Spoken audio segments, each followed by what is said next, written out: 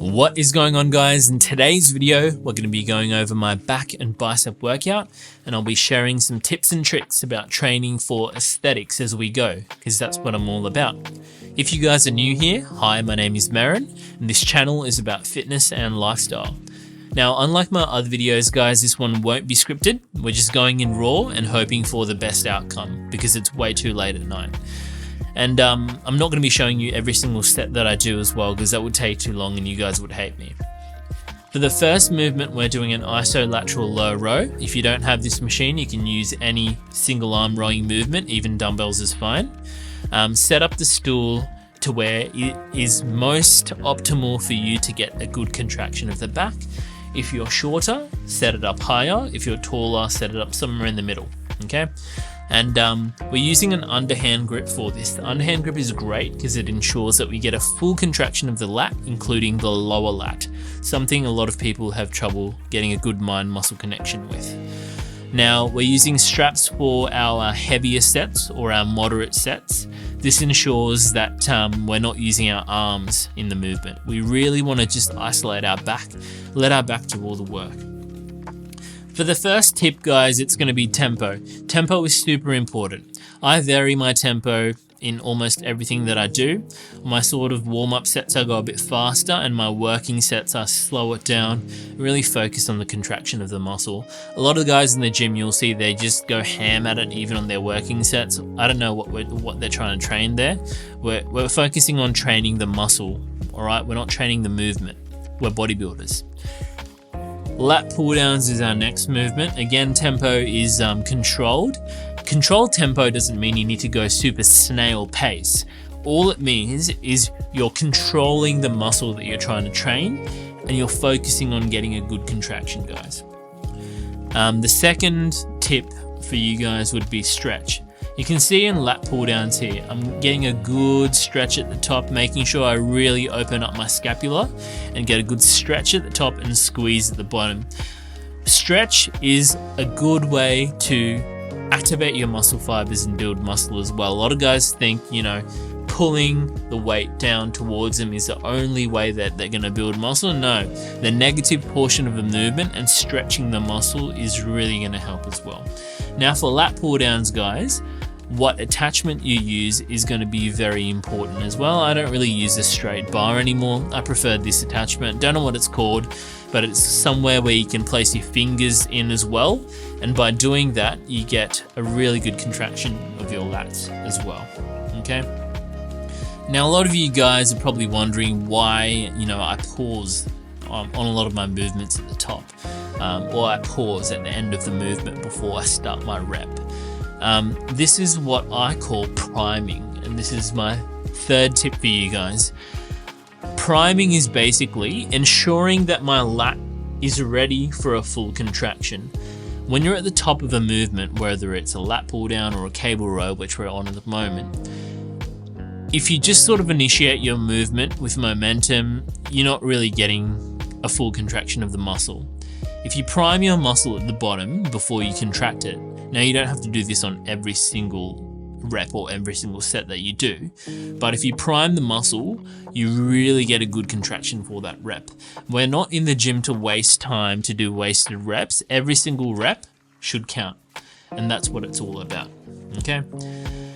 Now, guys, the fourth tip is a really broad one. It's contraction. When you're doing the movements, for example, this row here, really focus on getting a good contraction of the muscle, okay?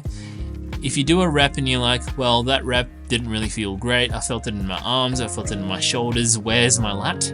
Then reset, lower the weight, and start again. Because at the end of the day, we're not trying to lift weights to move the weight, we're trying to lift weights to grow muscle.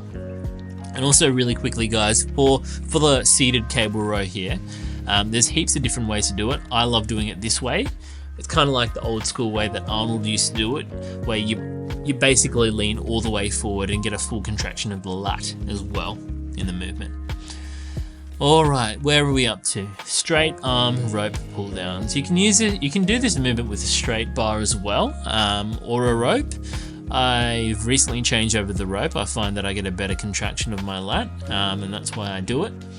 In this one, we're just going for basically 3 sets of 8 to 12 reps, just getting a good squeeze, and it's basically the finisher of the back portion of the routine. The 5th tip and my final tip, guys, that I'll give is take your time. A lot of people, they sort of rush through each rep that they do, they rush through their sets. Number 1, you're not getting time under tension when you do that. And number 2, you're probably going to end up using a lot of momentum and not really using the target muscle if you do that, alright? Bodybuilding is so different to weightlifting, to powerlifting, to the average gym goer, because we're trying to use the weight to activate a certain muscle group. We're not trying to use every muscle group that we have to move the weight. Think about that in your head. We're only targeting a single muscle group with this movement. Yet we could use our triceps, we could use our shoulders, we could even use our lower back for this. For this movement in particular, you'll see that on some of my reps, I really stretch my arms out. And that's, again, just using the second tip that I gave you guys, stretch. Stretch is really useful, especially when it comes to lat training. And it's something that I don't see a lot of guys really taking advantage of. They just go through the movement, and that's not really the best way to do it, okay? And also, it says straight arm lat pull downs, but your arm doesn't need to be fully straight. You can have a little bit of a bend in it, and that's fine. Alright, now we're on to our first bicep movement. Dumbbell concentration curls. Sometimes I use the hammer strength machine for this one, but I couldn't be bothered looking for it in the gym today, so we're just doing this. Now, for this movement, I like to use dumbbells over barbells or anything like that, because if you've got an imbalance in your arms, if you've got an imbalance anywhere, then dumbbells are going to really show you what the imbalance is. And that's why I really like using dumbbells for arms. Alright, dumbbell hammer curls. This is probably, if I had to pick one arm movement, this is probably the only movement that I would do for arms. It's honestly the best bang for your buck. Alright? Pro tip with this movement, don't think about training your biceps only, alright? A big muscle that you want to be focusing on is the brachioradialis, or the primary forearm muscle. Alright, big biceps with small forearms do not look good. You want to have forearm activation as well. And a tip to activate your brachioradialis is to extend your wrists when you do the curl, especially if you have trouble feeling your forearm working. Extending your wrist kind of gets that muscle all ready to activate before you even do the curl. And by the end of one set, you'll have a massive forearm pump that I can guarantee. Alright, finishing up with incline dumbbell curls. I love this movement. There's 2 ways to do it. The way I'm doing it here is the first way to do it, where you go straight up and down, straight up and down. This way's a little bit harder, but I find that you get a better feeling of the biceps actually working when you do it this way, and keep your elbows locked in at your sides. The other way to do it is an alternating grip, where you're in the hammer curl position at the bottom, and then you finish up in the same position that I'm in at the top over there. It's alright, you can probably use a bit heavier weight if you do it that way, but I still prefer doing it this way, because we can't always do the easier things in life. That's it, guys. Hope you liked the video. Make sure to drop a like if you did, drop a comment if you have any questions, subscribe if you want to, and see you guys in the next one.